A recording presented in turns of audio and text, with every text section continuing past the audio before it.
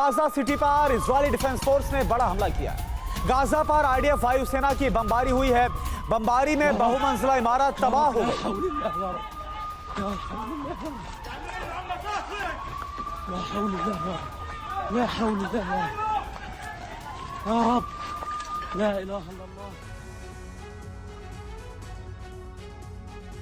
तो गाजा में वॉर का डार्क फेज शुरू हो गया है। गाजा के साथ साथ हमास की सुरंगों में बिजली, पानी और तेल भी नहीं है। गाजा के बड़े हिस्से में ब्लैकआउट हो गया है। सुरंग में मौजूद हमास के लड़ाकों का दम फूल रहा है। सांस लेने के लिए हमास को ऑक्सीजन की जरूरत पड़ रही है। अब सवाल यह है कि क्या नेतन्याहू सेना का प्लान कामयाब हो गया है? क्या हमास का अंत अब निकट आ गया है?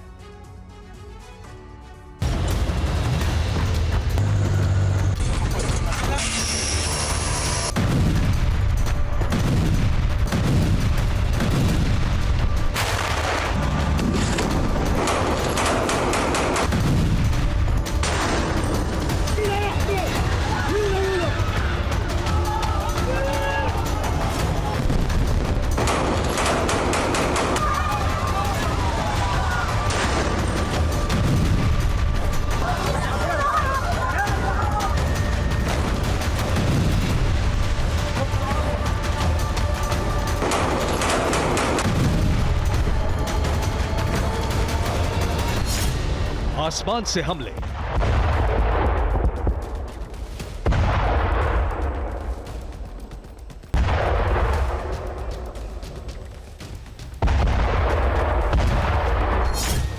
जमीन पर भीषण जंग,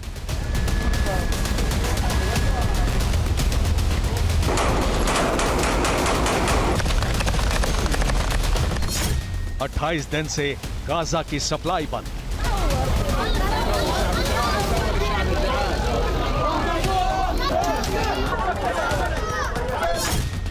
और इसी के साथ गाजा में त्राहिमाम मच गया है।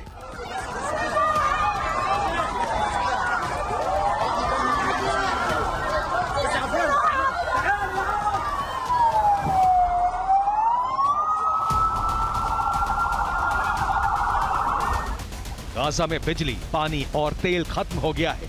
गाजा के बड़े हिस्से में अंधेरा कायम हो गया है। अस्पतालों में इलाज नहीं हो पा रहा है। लोग भूख और प्यास से तड़प रहे हैं।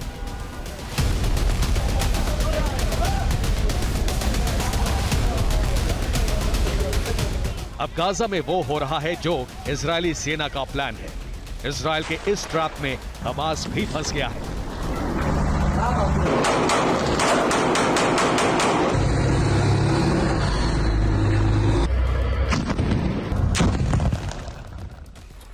एक तरफ इजरायली सेना हमास के सुरंगों पर प्रहार कर रही है, तो दूसरी तरफ सुरंग में मौजूद हमास के लड़ाकों का दम फूल रहा है।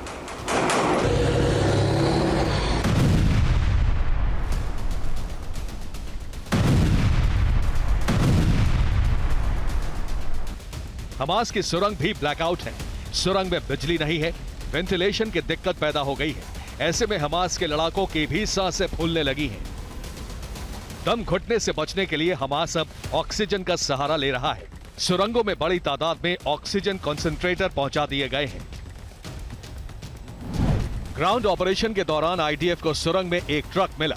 इसमें बड़ी तादाद में ऑक्सीजन कंसंट्रेटर मौजूद थे।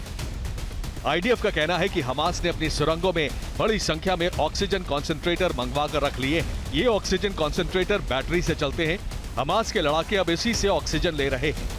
इजरायली सेना अब ऑक्सीजन सप्लाई को भी काटने की कोशिश कर रही है। अगर ऐसा हुआ तो हमास के लड़ाकों और कमांडरों का अंधेरी सुरंगों में ही दम घुट जाएगा।